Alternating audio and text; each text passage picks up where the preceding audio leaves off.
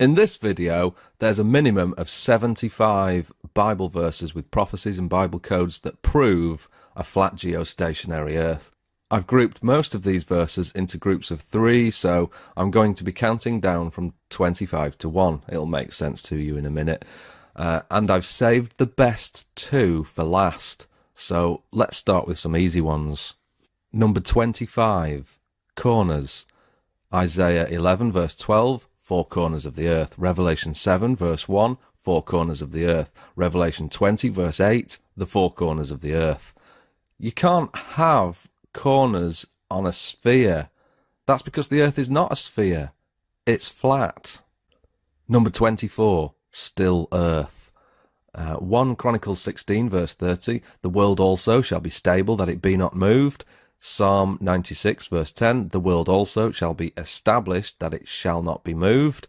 Psalm 93 verse 1, the world also is established, that it cannot be moved. It's all consistent, clear as day. If the world isn't moving, then it's not spinning, and neither is it orbiting around the sun.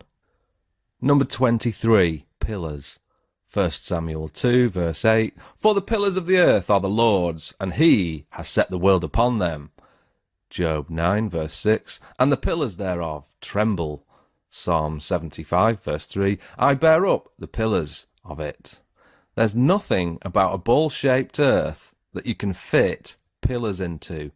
That's because the earth is not round, the pillars hold up a flat earth, there's a dome on top, the earth is flat. Number 22, the firmament dome. Isaiah 24 verse 18, for the windows of heaven are opened. It's a dome over a flat earth. Isaiah 13 verse 13, therefore I will make the heavens tremble. If the heavens can tremble, then it has to have solidity to it. Genesis 1 verse 6, and God said, let there be a firmament in the midst of the waters, and let it divide the waters from the waters. It's a dome over a flat earth that separates the waters above the dome. I read this so many times and I didn't see what was going on. I read the word firmament, didn't understand it, but it makes so much sense now when you take it literally. Strong's Concordance defines the word firmament as a solid expanse, roughly like the domed roof on this building here. Here's the inside of that dome, and the stars that we see in the sky would be fixed into this solid firmament, and the whole thing rotates around a flat, stationary earth. That's why all the stars move around the sky together as one set piece, because you can only have a solid dome separating the waters above from the waters and seas below on a flat earth with the atmosphere in the middle. It doesn't work on a ball-shaped earth. Number 21, the firmament dome continued. Isaiah 44 verse 24, I am the Lord who made all things, who alone stretched out the heavens, who spread out the earth by myself. Well, you can't spread something out by rolling it into a ball. Psalms 18 verse 9, he bowed the heavens also. 2 Samuel 22 verse 10 repeats Psalms. It says, he bowed the heavens also. Strong's number H5186 describes the word bowed as bend. The heavens bend around us. It's a domed heaven around a flat earth. Number 20, the sun. There are 67 Bible verses that reference the sun moving. You can easily look this up. Here's a title on one website that lists them all. But zero, zilch, nothing, no Bible verses at all that ever make reference to the earth moving. So, at the very least, the Bible supports a geostationary earth. Number 19, Bible codes. If you're familiar with Bible codes, then you'll know there's a matrix of flat earth clusters from Luke 13 verse 28 to Luke 14. Here's the matrix.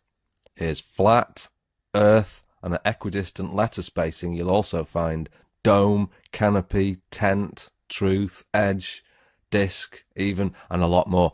If you don't have Bible code software, then you can do this for free at biblecodewisdom.com.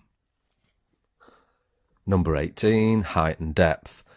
Job 11 verse 8, it is as high as heaven, what can you do? Deeper than hell, what can you know? So there's a height to heaven and a depth to hell. You can't have a height to heaven on a heliocentric, ever-expanding universe model.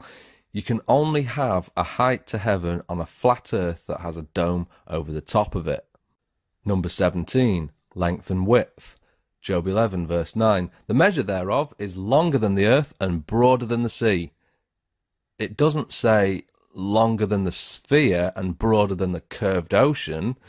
You can't have a length and breadth on a ball unless you change the wording of the Bible to accommodate it. You can only have a length and breadth on a flat, level plane. Number 16, wisdom. Colossians 2, verse 8 says, Beware lest any man spoil you through philosophy and vain deceit, after the tradition of men, after the rudiments of the world. 1 Timothy 6, verse 20, false science. 1 Corinthians 3, verse 19, For the wisdom of this world is foolishness with God. A ball-shaped world is wisdom to those that live in the world and get their information from TV or the education system. Wisdom of a global earth is literally foolishness with God. True wisdom is not taught in the education system, and neither will you find it on the 6 o'clock news. True wisdom is only found by carefully weighing up the options, and that's what we've been doing on this channel for the last few months, weighing up the evidence. Really try to understand what the Bible is saying here in these 3 verses, because it's telling us that the earth is flat, it's not round. Number 15, day and night. Job 26, verse 10. He has compassed the waters with bounds until the day and night come to an end. Well, that's interesting. Here's a flat earth map. The outer bounds are made of ice. The waters are literally compassed with an ice boundary. The sun goes around the earth like this. Both day and night can only come to an end where day and night meet the dome. Beyond the dome, time ceases to exist. Whoever happens to live in that realm outside the dimension of time, beyond the dome, which is the heaven, is also immortal. He's always been there. He can see the beginning and the end. Prophecies in the Bible, inspired by the Holy Spirit, show us the future is already foretold. And when the Bible talks of the everlasting, that's the place we all go to at some point. Problem is, most of us who reject the truth will face everlasting shame. Like it or not, we're all going to meet our Maker someday. So day and night can't possibly come to an end on a ball earth model. That's because the earth isn't a ball, the earth is flat. Number 14, foundations. Job 38, verse 4. Where were you when I laid the foundations of the earth? Declare if you have understanding. As we've just seen, the foundations of the earth are pillars. Isaiah 48, verse 13. My hand also has laid the foundation of the earth, and my right hand has spanned the heavens. When I call unto them, they stand up together. If the heavens stand up at his command, then it's telling us here that the heavens are a dome, it's a solid dome, the earth is flat. Number 13, footstool. Isaiah 66, verse 1. The heaven is my throne, and the earth is my footstool. Matthew 5, verse 35. He's swearing, nor by earth, for it is his footstool. Acts 7, verse 49. Heaven is my throne, and the earth is my footstool. This is what a footstool looks like. It's got 4 pillars. Here's another one. How exactly are you mistaking this for this? What footstool spins at 1,000 miles an hour? Number 12, desktop globe. Exodus 20, verse 4. Thou shalt not make unto thee any graven image, or any likeness of anything that is in heaven above, or that is in the earth beneath. Isaiah 42, verse 8. Neither my praise to graven images. It's also the second of the 10 commandments, so that rules out having a spinning globe on your desktop, because what's a spinning globe? It's a graven image that depicts the earth. Why was the commandment not to have those things? Because it indoctrinates without even speaking. The earth isn't a globe, it's flat. Number 11, the stars. Matthew 24, verse 29. The stars shall fall from heaven, Mark 13, verse 25, and the stars of heaven shall fall. Revelation 6, verse 13, and the stars of heaven fell unto the earth. We've all been brainwashed into thinking the stars are massive and trillions of miles away. The Bible is telling us the stars are not massive, they're small, close, and they're going to fall to the earth. So the universe that we see up there is dome-shaped and small enough to contain all the stars that circle around the flat stationary earth. Number 10, the universe. This is the ancient Hebrew view of the universe. We've got the earth on pillars, Sheol down there, and a dome over the flat geostationary earth, and all the stars and the sun and the moon inside the dome going around the earth. That's why in Genesis 1 verse 14 it says, "Let there be lights in the firmament of heaven," not orbiting a Milky Way galaxy, no, inside the dome, the firmament. Number 9, sun circuit. Psalm 96 verse 10, "The world also shall be established, that it shall not be moved." King James Version. Equally, that verse could support a ball-shaped earth, but it eliminates the possibility of the earth going around the sun. Bear that in mind for a moment.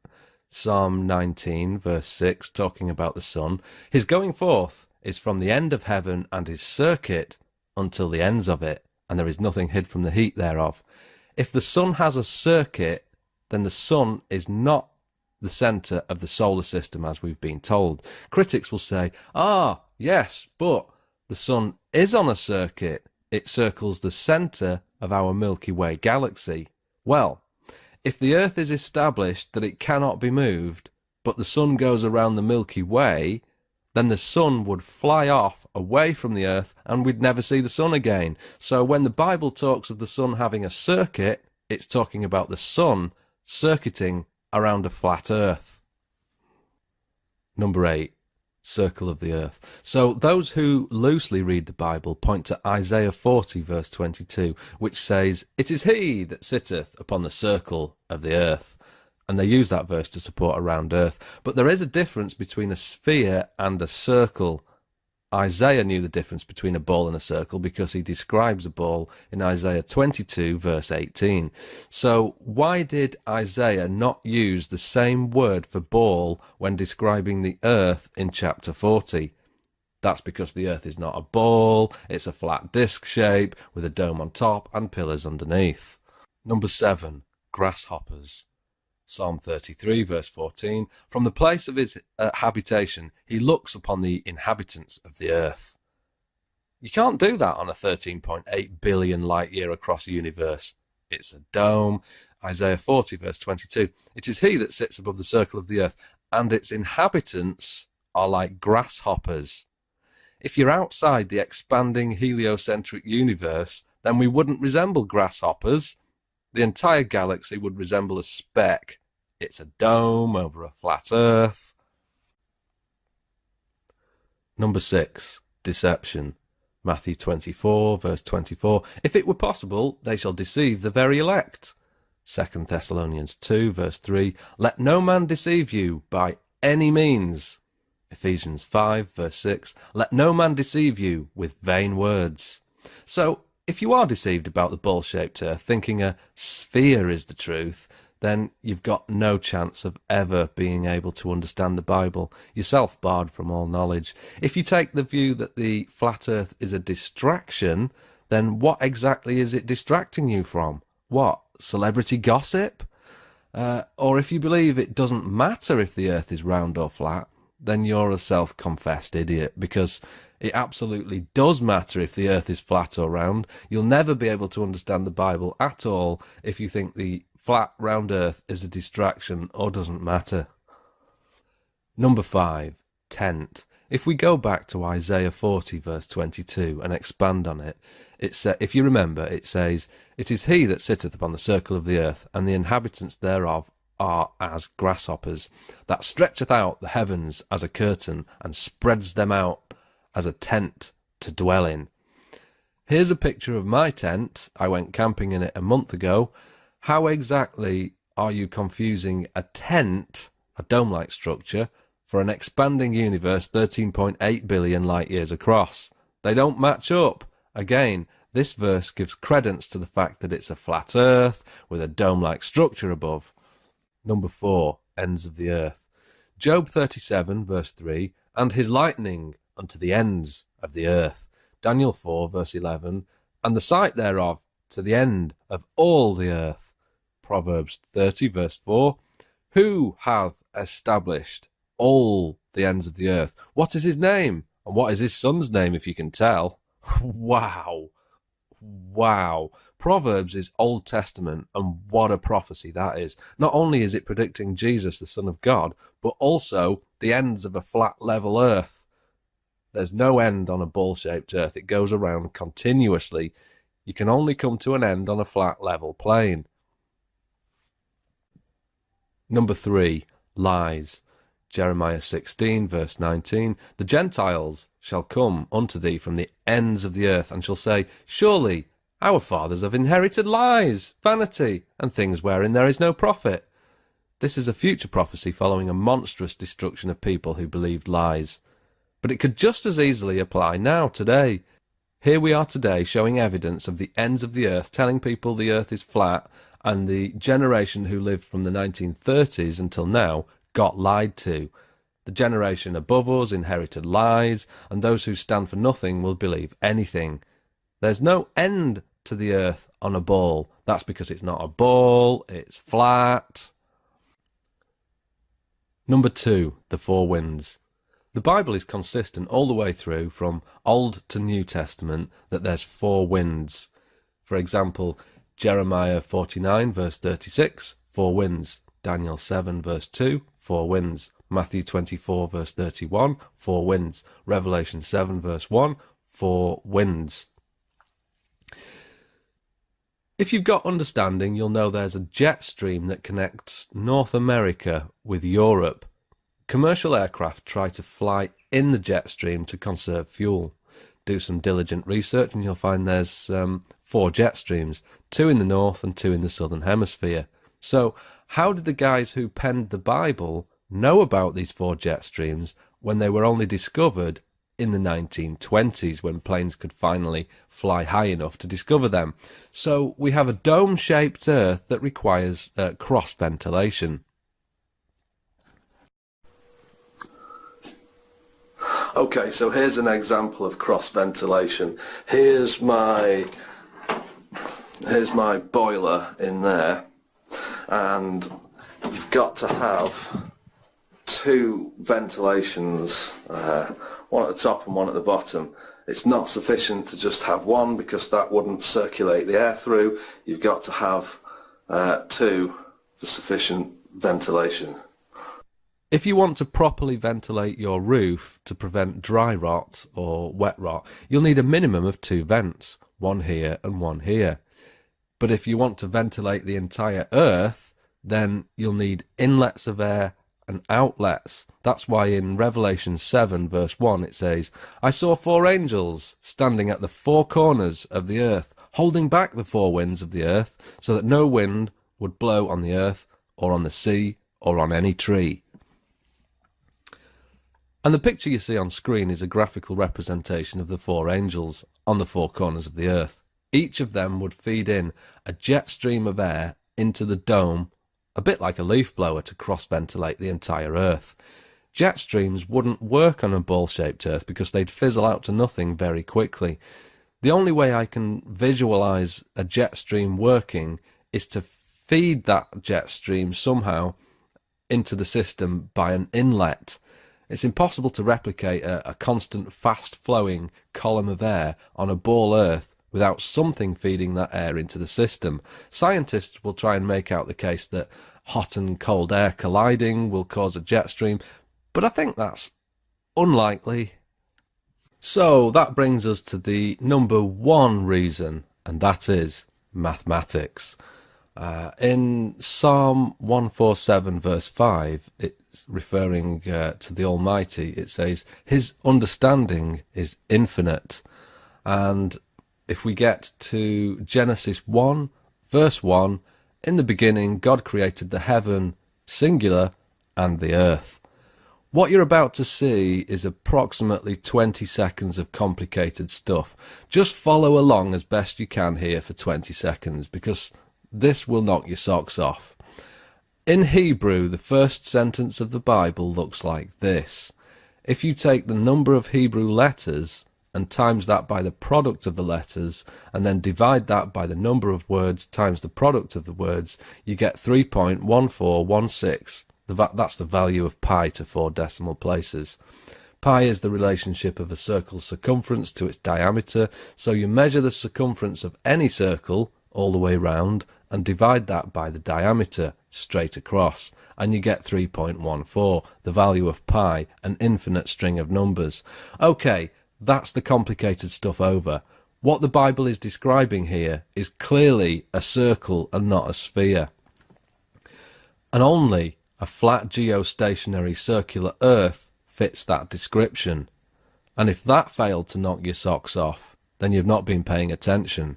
Because what we've got here is the Bible describing the creation of the Earth in words, and behind those words we've got a mathematical formula that not only verifies the authenticity of the text, a fingerprint of God if you will, but it describes the very shape of the Earth, circular. In the future I might post a video just on this subject alone, or I might write a book on the subject, or I might correspond with and collaborate with people who care. There's a lot more to this than meets the eye. And finally, Luke 18 verse 17, for nothing is hid that shall not be made manifest, nor anything secret that shall not be known and come to light.